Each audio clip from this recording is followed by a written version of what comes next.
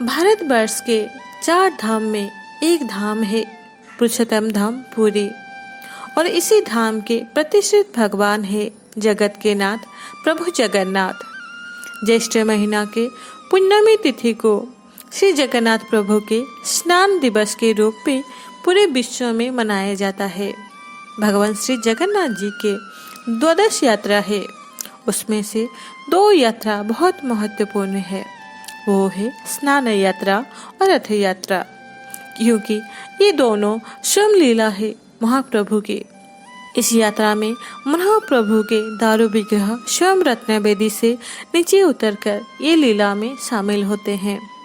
बाकी सभी यात्रा में महाप्रभु के प्रतिनिधि मदन मोहन, श्रीदेवी, भूदेवी, रामकृष्ण आदि शामिल होते हैं। ज्येष्ठ पूर्णिमा तिथि में महाप्रभु के आविर्भाव दिवस में उनका महास्नान करने के लिए प्रभु खुद मंदिर के प्रतिष्ठाता महाराजा इंद्रद्युम्न को निर्देश दिए थे ये यात्रा करने के लिए, और उसी दिन से ये प्रथा पुरी में प्रचलित है।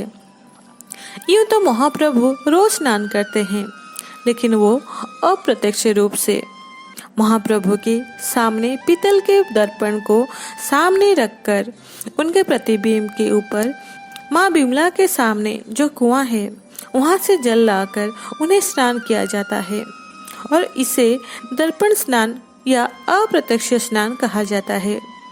साल में ये एक ही दिन है जब महाप्रभु खुद प्रत्यक्ष स्नान करते हैं, और पार्थक्य ये है कि इस स्नान में जो जल प्रवाहित होता है वो मंदिर के उत्तर द्वार में जो माँ शीतला देवी मंदिर है उसके सामने एक स्वर्ण कुआं है, जो कुआं साल भर बंद रहता है, और इसी जल स्नान पूर्णिमा के पहले दिन इस कुआं को खोलकर महाप्रभु के सेवक इसमें से 108 कलश से जल निकालते हैं।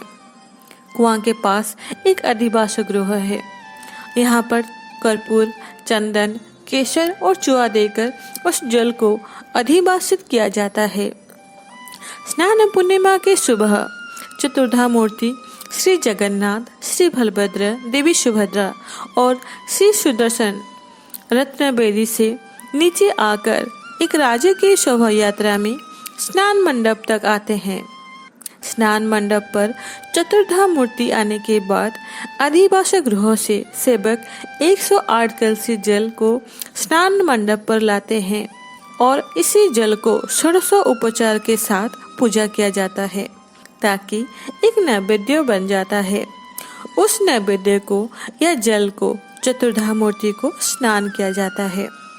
108 कलश जल में से 35 कलश जल श्री जगन्नाथ स्नान करते हैं, 33 कलश जल से श्री बलभद्र, 22 कलश जल से देवी सुभद्रा और 18 कलश जल से श्री सुदर्शन चक्र को नहाया जाता है। स्नान मंडप में चतुर्धा मूर्ति के स्नान के बाद और एक महत्वपूर्ण विधि है, जो है महाप्रभु के गजानन वेश या हाथी वेश। महाप्रभु श्री जगन्नाथ और श्री बलभद्र को गजानन वेश में सजाया जाता है, और देवी सुभद्रा को मातंगी भेष या कुमारी भेष में सजाया जाता है। महाप्रभु का जो गजानन वेश है उसके पीछे एक किंवदंती है कि कर्नाटक में गणपति भट्ट नामक गणपति संप्रदाय के एक भक्त जो गणेश जी के परम भक्त है, और उन्हें ये विश्वास था कि ब्रह्मा ही गणेश है, गणेश ही ब्रह्म स्वरूप है। जब उन्हें ये पता चला कि पुरी में परम ब्रह्म निवास करते हैं, तो परम ब्रह्म को दर्शन करने के लिए वो पुरी आए, और उनको ये आशा थी मैं शायद अपने इष्ट देव श्री गणेश का दर्शन करूंगा। लेकिन जब जगन्नाथ मंदिर में पहुंचे, जगन्नाथ मूर्ति में या रत्न बेदी में गणेश जी का कोई भी चिन्ह बना उन्हें नहीं मिला, तो वो हताश होकर दुख मन से पुरी से चले गए। जगन्नाथ प्रभु तो भावग्राही है, भक्त का भाव को वो समझते हैं। उनके दरवाजे से कोई वापस नहीं लौटा आज तक। जब उन्हें पता चला कि उनके भक्त गणपति भट्ट वापस जा रहा है, तो प्रभु फिर से उनको सपना में कहा कि तुम पुरी आओ और देखो तुम्हारे इष्ट देव मैं ही हूँ।